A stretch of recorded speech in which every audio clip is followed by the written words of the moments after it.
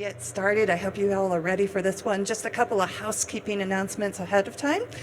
One, we want to thank our headline sponsor, Hotel Map. We also encourage you to wear the headsets. I know they're beautiful on me, but they will help you to hear better. Just a couple of quick tips. If the side of your headset is blue, you're hearing me in English. If the side of your headset is yellow, you're hearing me in Spanish. It's very easy to switch that. It's just clicking this little white button will switch it back and forth, and the volume's on the bottom there as well. It is preset, so you should be good to go on that, but in case you need to adjust the volume at all. And then our closed captions will be provided on our stage by Interprify. You can also use the Interprify app to listen to live interpretations of the session, use closed captioning, alternate language, things like that. And then for our Q&A time, if you can scan the QR code up on the monitor here, we'll be using Poll Everywhere for that. So you'll be able to you'll be able to ask your questions, and then our panel will be able to answer those for you. All right, so I hope you're ready. We're going to be talking about revolutionizing fan engagement, insights from the famous group and BSE Global. I get the pleasure of introducing our moderator of the panel today. That is Will Curran. He told me to just go with it. I'm awful with going with it, so I'm going to read a little bit. But Will is the head of Click at Bizzabo. I did that right. He is, if you haven't seen their wearable event technology, you really need to go and check that out.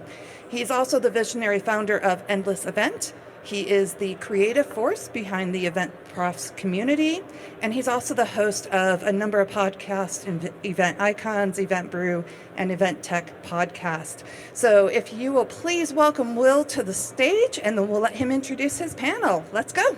All right, everybody, you guys got to get louder. Come on, get louder. Come on, get louder, get louder. We are going to be doing a high-energy introduction for our panel because you guys aren't ready for these guys. But are you ready for this?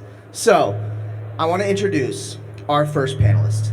He calls himself the original AI. Andrew Isaacson from the famous group. You guys, I got to hear you on your feet. On your feet. You got to cheer. Dude, seriously, get up, get up, get up. And cheer for Andrew Isaacson from the famous group.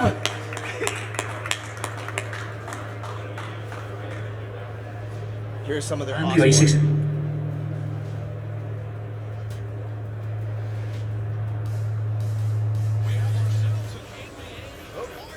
My last video?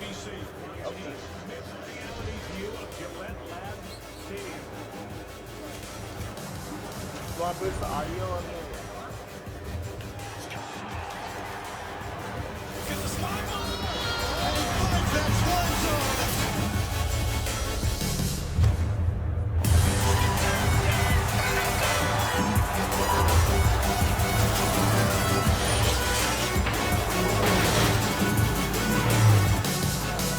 You might see yourself right here on the big screen. 65 years of the Daytona 500.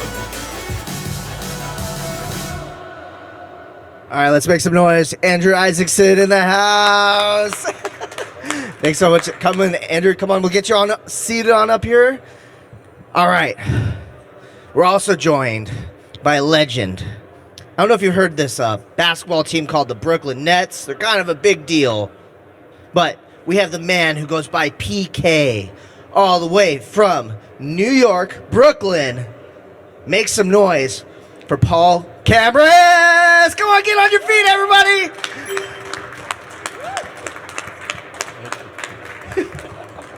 We got another video showing off some of the awesome work that Paul's team has done. Hopefully we'll get it loaded on up in a second. You know, as they say in sports broadcast, we're just going to do it live. We're going to do it live.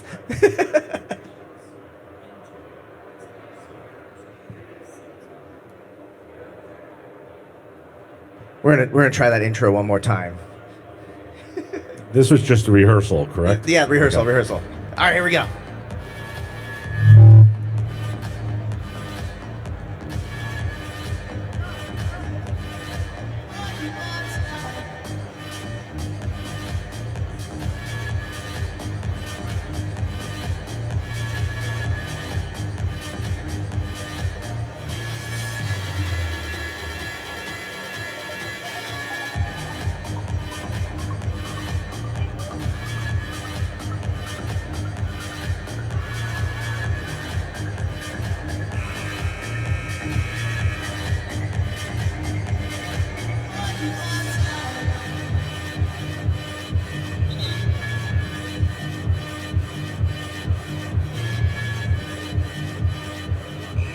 All right, let's get some noise for Paul in the house. All right. So, for those who don't know what you're about to experience, it's going to be a eye-opening panel talking about how we can learn from sporting events, and specifically the best in the business.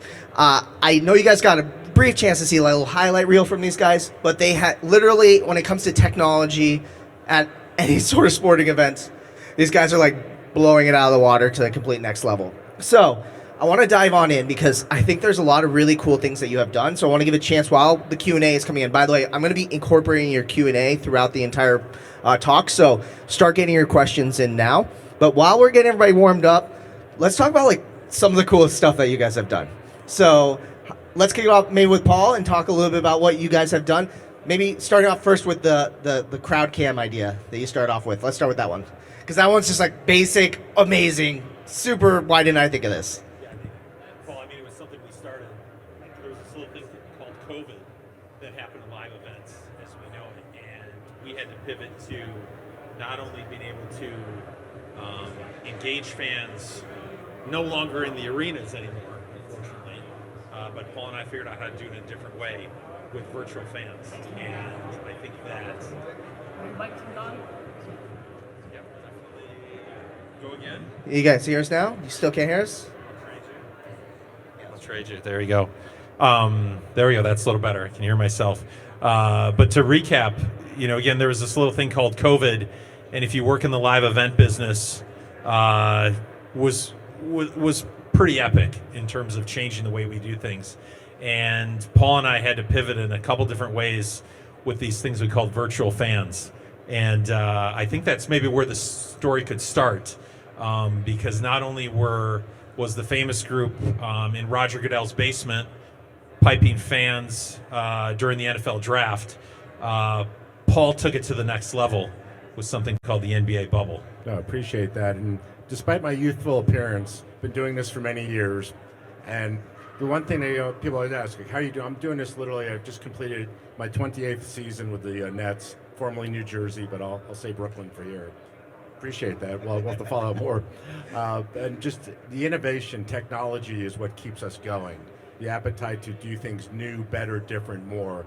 And partnering with a famous group and people like Andrew, we can do that. Like right now, perhaps we're taking today for granted that we're all sitting in the same room together. And our challenge that was thrown to us, following the lead of the famous group with the draft, was the NBA bubble. We shut down the league on a Thursday. The following Monday, we were meeting 3 times a day about how do we do games without fans? And for me, fans are my lifeblood. Engaging fans, the live communal experience of sports is what my passion is. As a sports fan, as a concert goer, it's the experience of being with people together. So all of a sudden we took over these 3 gymnasiums at Disney, a Disney that was empty. And you're used to the long lines. Well, there were no lines at this Disney, but it was very sad. And working with Famous Group, there were 10 panels that created our audiences. And literally, we were building, like we like to say, we were building the airplane as we flew it. And just taking fans, bringing fans the fan experience back, and then realizing that we were broadcasting around the globe with the help of technology. We were able to repeat and recreate that experience. And we'll tell you, if you have some questions, of some tricks we did in the bubble to kind of make the players feel like their families were actually at the games. Because literally, there's more people in this audience right now than we had at NBA games.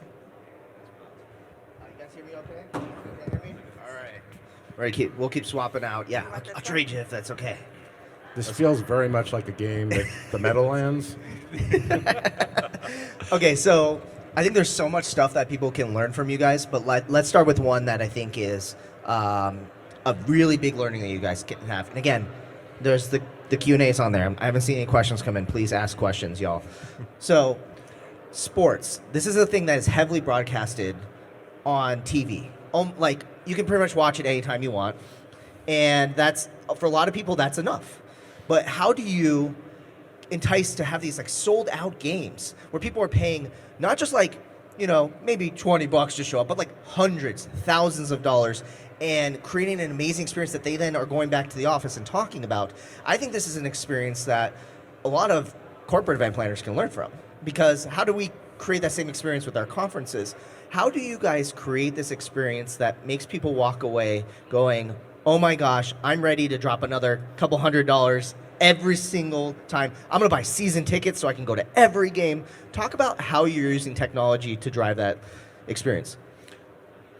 I can start with that one. If this, yeah, there you go, perfect.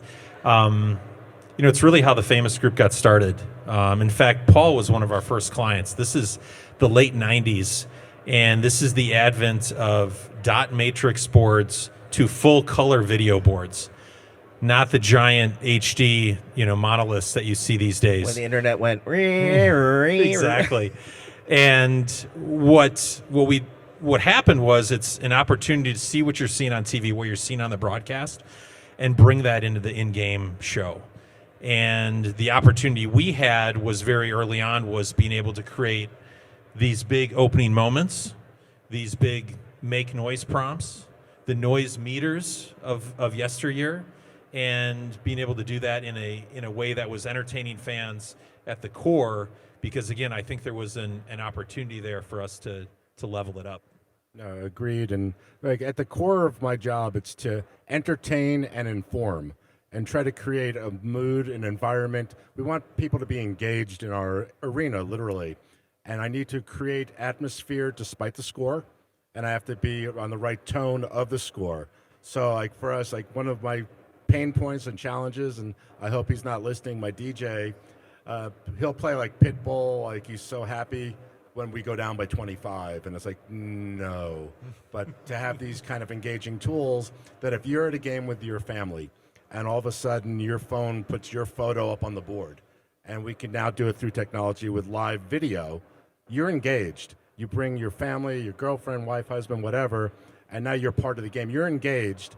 And for me, as like, what I'm trying to do is create that energy, that mood in the arena, so when the team's in the huddle, and they're kind of like, oh, God, LeBron's beating me tonight, but they feel the crowd's kind of vibing, they will take that energy, bring it back on the court. And then also, this technology, you can share it with your friends, and there's no better advertising for me and for my ticket guys than for Will to go home and tell his family, I had an amazing time at Barclays Center. They did this, they did that, you've got to see it. And that word of mouth creates FOMO, and then you can share it with your friends on Instagram, or MySpace isn't still a thing, right? Okay. Also, thank you guys for starting to bring the comments on in. I saw another comment up here that said somebody working, I think, in the audience on event production at ESPN, and said the bubble was such a great, fantastic solution to what was happening during COVID. So shout outs, guys, for that. This is a great question. So you guys have done some amazing timeout shows before. Like it's almost fun because it's in this world of TikTok where attention spans are so low. The game's pausing for a second and everyone's, oh, should I grab my phone to look at what's going on? You have to capture their attention. So the question is, what problem is in-arena entertainment solving during timeouts? Is it primarily to reach the casual fan that doesn't care much about the game, or is there alternative reasons why these timeouts exist? Well, first of all, it's a fantastic question. It's many layers, so I'll try to hit the high notes, and if you guys can help me along here. The problem we're solving, if you look at it, especially in my market in New York, fans have a lot of choices. Not to knock other markets, and I'm sure you're all from different places of varied, concepts and opportunities. In New York, we have about, 11 pro teams. Wow. We have tri-state area of New York, New Jersey, Imagine you had a Connecticut. 11 conferences going on in your market every single week. And that's just the tip of the iceberg, because then you also have Broadway, and you have concerts, and like in other markets, it's very simple. I'm a big fan of the city of Chicago. I don't know if anybody's here from Chicago, but it's very simple, except I guess for baseball, but you're a Blackhawks fan, you're a Bulls fan, and then you pick your north side or south side team. In New York, there's a lot of opportunity for you to spend your casual income, your disposable income elsewhere. So we need to create an experience. You're paying top dollar for a ticket. It can't just to be watch the game, team wins, you have a great experience. Team loses, you had a miserable experience, and you're like questioning what's the value play here. So we're trying to create a value play that you go, you have a great experience irregardless of the score. And at timeouts, there's Broadway expectations. Like our dance team is a dance team. It's a highly trained athletic team. We have females, males, kids, the whole deal, and we try to replicate an entire experience. We had the New York Times at one of our games, and they were there to review the dance team. And they watched some of the basketball, and they said the most amazing thing happened. During a timeout, the lights came down and a Beyonce concert broke out. The performance occurred, lights came back up, and basketball played. So for those fans, there was a secondary experience. So I think that's part of the answer. I don't know if it answers it entirely, but at least that's the optics, that's the view that we're looking through, that we want you to also have a driveway-to-driveway experience. When you get there at 6 o'clock, we don't want to hit you with 17 ads to buy this, buy that, go to this team store, go to that concession stand. Just trying to give you an overarching entertainment experience. It's never been more that it's sports and entertainment. If you want to just go to a sporting event, you go to your kid's game at the middle school and hopefully they win and you have a pleasant time. But even if you see it now in high schools, they're doing halftime performances, they're doing intros. Will, I think there was a talent scout from the local high school here looking, so I think you'll be all right. And I think it kind of answers also to reach the casual fan. In our market, and I definitely want to pivot to Andrew, our market, we get a lot of, much like the Vegas Golden Knights, if you've been to a Vegas Golden Knights game, we have a lot of tourists that come to New York. So while they may not be the definition of a casual fan, they're not a fan of the home team. So I still want to create a mood, an environment, an entertainment experience. If this is maybe your first NBA game ever, your second, you're a big fan of the Lakers, you're a big fan of Manchester United. Once again, like I said, I want you to have a repeatable, pleasant, overarching entertainment experience that you'll tell your friends about. Wait, real quick before you say that, I think there's something really important here. You talk about how, even for the tourists coming in, so I once got to go to a Boston Red Sox game. And I'm a decent sports fan. I came from Arizona, born and raised, so I'm a D-backs fan. But when I ended up going to this Red Sox game, and it's an iconic field, right? I had never had so much fun at a baseball game because they found a way that even though I wasn't a Red Sox fan, I enjoyed it. And I think that's a true testament of your ability to create an engaging experience. And I think that's something that a lot of us can learn from when planning events, is that a lot of times people attending our events aren't diehards. Like, how many people here, this is your first event Tech Live? A lot of people. So how do we make it so you want to come back again next year for every single conference? And I think if you can focus on that fan, even the traveling, tourist fan, you can easily get the diehard fan who's there for. So sorry. Yeah, no, and again, I think just one other part that we have to balance out is that typically there's a sponsorship or partnership component to a lot of these events during timeouts. So we got to pay the bills, Paul. Big point. And one of the ways we do that is we do not necessarily want to play a traditional 30-second spot. So how do we integrate that brand in a cool way that not only is engaging for the fan, but also something that Paul loves to put up there? And again, we've been alluding to this in the selfie cam that we created. So cool. Again, think of those virtual fans back in COVID being able to log in from their house. Well, now you're able to do that from your phone. And how does that work exactly? And so it's as simple as basically scanning a QR code. So you put the QR code on the Jumbotron? Absolutely, it's a call to action, and again, be part of the show. And what we do is we give you give access for your phone to the camera. To the camera. And you're able to stream yourself live right to the video board. So there's nothing better than being on that board, but also giving that control to the fans, the opportunity to be there. And I think for you, Paul, we've given you an extra 1,000 camera operators in the building. Valid point. And we want to make the fans the star of the show. So you become the camera operator. And we have fans that you see them on TV, they're in the Hollywood seats. You see Beyonce and Jay-Z, but the real fans are in the 200 level. And I have 2 camera operators I can send up there. But now anybody with a cell phone can use this technology. And we've found tricky ways. I use my entertainers back of house with it, my PA announcer. So my PA announcer can talk directly to you now, and you can engage back. And it just gives us just an organic moment. And there is a value play for partners. We've had partners now arguing over the Vixie Live, which is fun for all of us and keeps me employed, and my boss is happy too.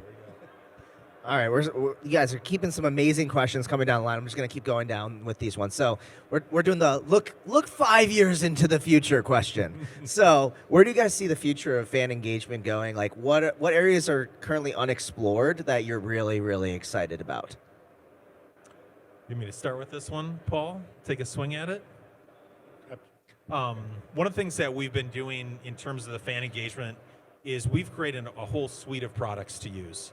So again, this is a very feature-based platform. One of the features of the VIXI suite is the selfie cam, and we call it VIXI Live.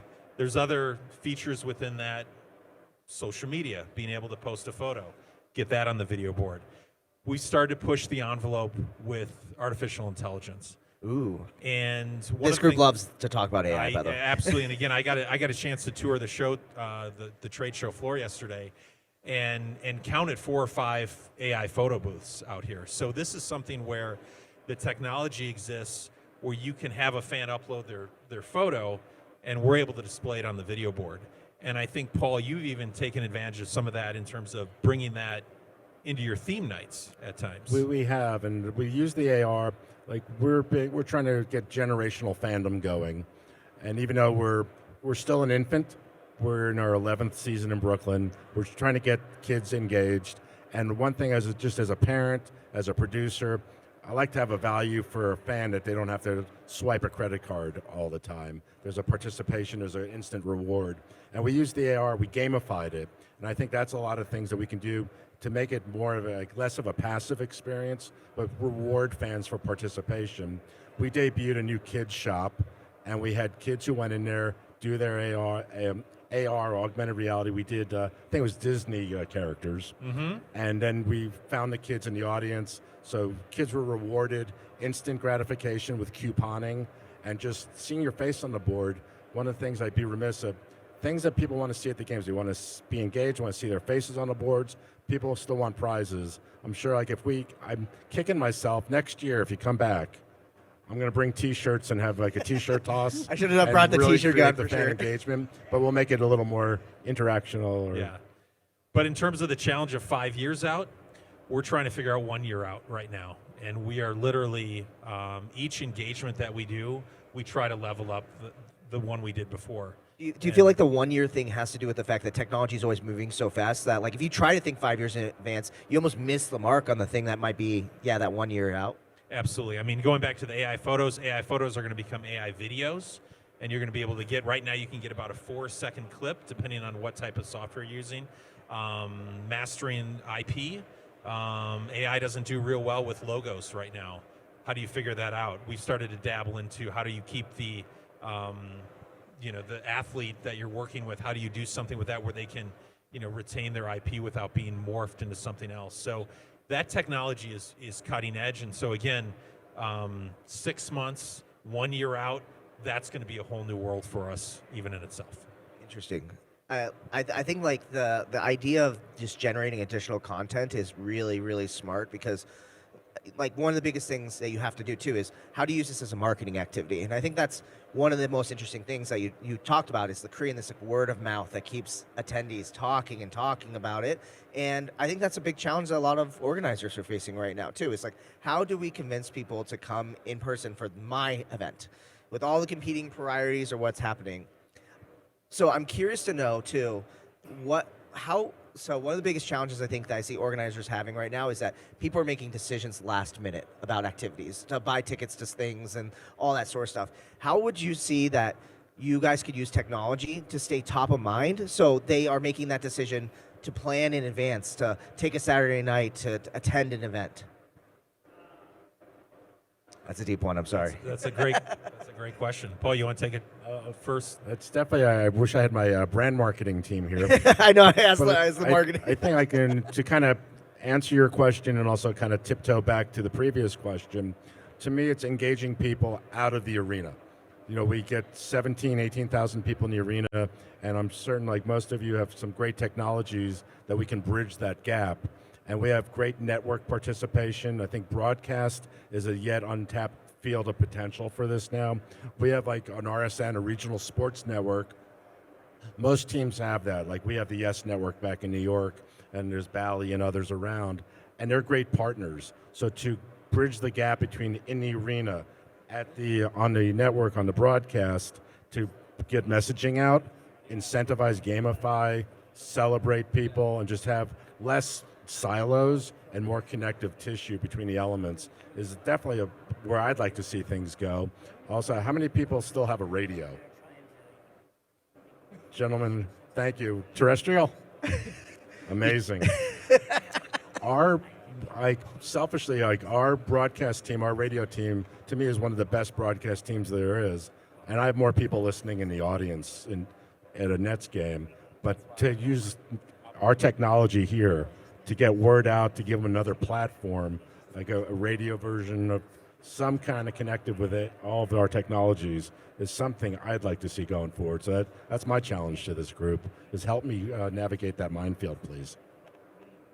I'm not going to be able to top that, Will. It was a good one. Answer right there. That was a really good one. I think you bring up this good point too of like the idea of collaborating across departments. So you mentioned wanting the marketing team here, but in reality, like we have to work closely with these departments more than ever because, what we do feels like it's just fan engagement or in this case an experience. So much more now. But it's really like it also then becomes a marketing experience. So we got the questions are popping off right now. So we're gonna go off the one that I remember was a couple ago was. What KPIs matter to you guys when it comes to fan engagement? I was gonna say, well, Andrew, like you're a supplier to create more fan engagement. What are your customers telling you that like they really care the most about? Well, here's something we did. We were at the NFL draft last week in Detroit, and I'm sure you guys saw that they had 275,000 people. Wild! That on crowd day shot one, was insane. and then 700,000 people over the course of the 3 days to set those records. Well, who are those people? How can we re-engage them? How do we capture them to sell them a season ticket for a Lions game or a new jersey or a helmet or get them to a game? And how can we get them to get Red Zone and watch more than just the Detroit Lions game? So again, that all comes with data. And one of the things we were doing, we were activating with Verizon in their fan experience, and we had an augmented reality experience, which is very cool. Literally, lions coming out from the background will It's terrifying scaring a little the little bit. kids, but it's all fake. It's all augmented reality. But one of the things that you had to trade for that was your email address. So And now it's you're an identifying them. opportunity. You're identifying them. Not only is Verizon able to capture that data, send them an offer for their particular best plan. They also partner with Fanatics and received a $10 coupon today, 4 or 5 days after the event, to re-engage them and say, hey, thank you for participating. So again, I think that's what some of the keys are for me, is making sure that that's tradable and whatever we're doing is worth your email address. So it's still about like almost lead gen still, like a very classic example of how do we identify who these people are so we can then give them additional marketing for the message that we're trying to do. Absolutely. Awesome. Yep. Paul, what about you? Like what numbers matter most to you? When how do you know at the end of a game it was truly engaging? It's going to sound cliche, but you know when you know. In our environment, if there's a robust audience or crowd, success isn't always measured by wins and losses. At least that's what I tell a team that's not in the playoffs. But just engagement, like our KPIs are tough to measure from in fan engagement because we find that if you have to opt in to a program to participate, our engagement goes down. Like for the VXE Live program, we were actually advised not to because our numbers were just significantly low. But I think Andrew brought up a great point of if the reward justifies the opt-in, you're more inclined to do it. And that goes back to my gamification concern. Like if it's like 10% off at the team shop, if it's a free small Coke, you don't care. But if it's like an upgraded ticket, if it's a season ticket, you'd probably be more inclined to do it. But that's also ticket sales. Like for us, fortunately, have been very robust. So I think it would just be some more partnership activation and going back to like the VXE Live sponsorship. To me, while it's not necessarily measurable, the fact that partners were knocking down our door, so like salespeople are on the receiving end as opposed to knocking on the door end, and having tools like this are very beneficial to all parties. It's a great point too, because like ultimately it's about we're businesses. We have to generate more revenue. So if we can generate more of those partnerships, then that's ultimately a success metric that we see. And I love it as an indirect measurement of it. Yeah, if you know that, these sponsors are flooding on in, and it's because this experience that we're creating that everyone's talking about, everyone's enjoying. Well, that's a great metric to utilize. There's so many questions coming in. If you guys can help me out by upvoting the questions that you think are the best, I think we have more questions than we have time for. Let's see this one. I haven't read it quite yet. Okay. Oh, do you see the support shows like the time off entertainment to increase ticket sales? How do you manage those without overshadowing the main game and risk angry fans? You've talked about how there's like we talked about this this talk is you have so many different audiences, hardcore fans, casual fans, out of state fans, and they all have different things they care about. And you're talking about the hardcore fans. I know there's a couple of hardcore basketball fans out there right now. How do you keep them happy by not, pissing people off? To give a crowd a little New York bias, we like to think we have very intelligent sports fans. So we try to cater to the casual fan and the intelligent fan. And that's where my job, I'm an executive producer. We can say all these fancy names. I'm a gatekeeper. And it's up to me and my team. But generally, like during a game, I'm sitting next to our PA announcer. And we have to filter out insane requests from various levels in the organization, from people wanting us to put out information we just know isn't authentic. But to go to this show part, you just be intentional in putting out who your halftime act is, what the night is. We do a lot of theme nights, a lot of theme programming. So if like celebrating Noche Latina is important to you, you're not going to be surprised by that. You can plan for it and not be put off by it.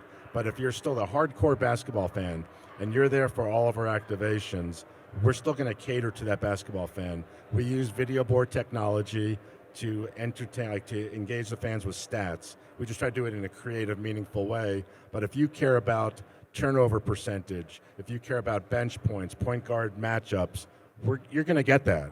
I'm going to have my radio team set the scene, and then maybe I'll have a rapper do an engaging performance, all done at a high level, so that perhaps perceptions could be swayed, but either way, it's done at such a high production value level that you walk away from there either feeling good or you're okay with it because they cater to your priorities. Next question. That was amazing. Let's Paul's go. killing it. Let's go to the next one. Let's see what else we got. Is there any fan engagement strategies out there that you say, man, I wish I had thought of that, or one that you're particularly proud of implementing? Great question, guest 580. Yeah, one of the things that we pioneered was this technology called mixed reality, and we came out of COVID and we had a viral clip opening weekend of the 2021 NFL season, and what it was a giant Carolina Panther that got loose inside Bank of America Stadium, and that had more tweets. I think we had over 1 million impressions by halftime of that game, and that was more than any Tom Brady touchdown the entire weekend. And so when that happened, we realized that we're taking something, what is traditionally the 1st and 10 line in football, and doing something very creative with that. And we went on to produce a number of great events using that technology, including some brands that were really influential in not only spinning the wheel in terms of what's happening for the in-game audience, but also on the broadcast and also social media. So you kind of get 3 bites of the apple. And I'm sitting at a bar with my good friend Scott from Chipotle, and he had seen the Panther clip, and he says, Andrew, he says, that's awesome, man. What are we gonna do, man? What's my Panther? And I said, Scott, you don't have a Panther. The giant burrito. I said, you got a giant burrito bowl. And we laughed about it at the time. But April of the following year, we had a giant Colorado Avalanche glove come out of the ice, grab that Chipotle bowl, and that was the first time a brand had taken on this type of technology. So it's kind of a fun story that way, and like I said, that's been kind of our namesake in terms of building on that technology. Is it really happening? Is it really there? It might be. It might be. Paul, what about you? What's something that you're really proud of implementing? I'm really proud of it. I know when my parent league, the NBA, calls me and starts questioning things I'm doing, I know we're doing something right.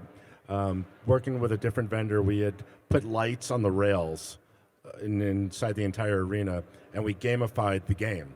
So it became like like I said earlier, we're trying to appeal to a younger audience, but I also want to get people not to be passive. So we put these lights on the rails, and we synced up not just our open video, we synced up the entire game. So 3-point shots had flashes that you saw in the arena and on TV. If we had everything choreographed for the entertainment teams, that we would literally go through a song, hit all the beats, flourishes. So we turned it into an audio-visual, complete experience. And that's one of the things I know when you do something like, I see people do things first. You go, someone said, man, I wish I thought of that. We all see that all the time, and you kind of go, you never want to take and do this, but you want to take that and kind of sprinkle in, like your own fairy dust. But that's one that people were coming to us, and when you see peers taking video of stuff you're doing, you know you're onto something. The other thing was just going back to like bringing back from games, we did staging, we had seat kills, and instead of using that as a negative, we used it as a positive, and I created concert stages in my arena so we can still do what I call surprise and delights, where you're all conditioned to, and timeout comes, you look at the court, and timeout's gone, and you watch the game. And we do performances, we have stages and just surprise delight moments all throughout our arena that you never know when an artist or a halftime act may appear during a timeout break, just to kind of shake things up a bit. And that's where using technology to take those to the next level is like my target to innovate more. I think people are gonna. I know you guys have some funny stories too of like halftime acts that were supposed to happen that didn't end up happening. So I'll save that for a side story, because we are out of time. Like, I wish we could be here for like 4 hours, because these guys have so many amazing stories and so much to share. But I do want to give a chance for them to share more about what they're doing, and also, where people can best find you, and how people can best engage with you. So start like, where can people find you, and what should people be doing to engage with you? Yeah, well, I mean, as far as everyone at the conference here, I mean, the technology in terms of the app, the way that they're integrated in terms of the sharing technology, all my channels are open on that. So again, encourage you to reach out to me directly.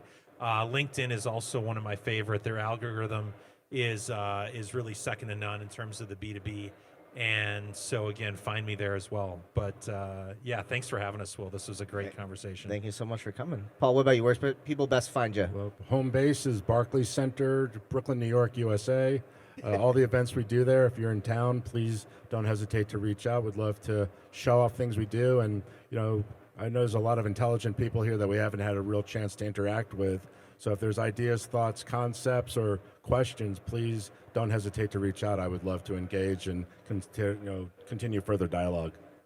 And I just want to hit home on like one final point, as I know that sometimes if you're watching this, I mean, if you're making it to the end of this, you're probably getting a lot of value from it. So thank you for staying to the end. But always important to look outside of your normal industry, right? Like early on in my industry, when I was trying to learn how to DJ, I brought in a lot of things from like crowd cameras from sporting events, and people went crazy for it. So don't hesitate to look at what these guys are doing and say, hey, how can I then implement that into my corporate internal medical conference? Because that's when you're going to start to really surprise and delight people. So I want everybody to get on their feet and make some noise for these guys, because this was one of the best panels of EdTech Live. Everybody, let's thank Thanks for all the questions, our you guys. amazing That was great. panelists. Well, thank you. Awesome. Very Thank you guys humbled so by much. this. Thank you. All right.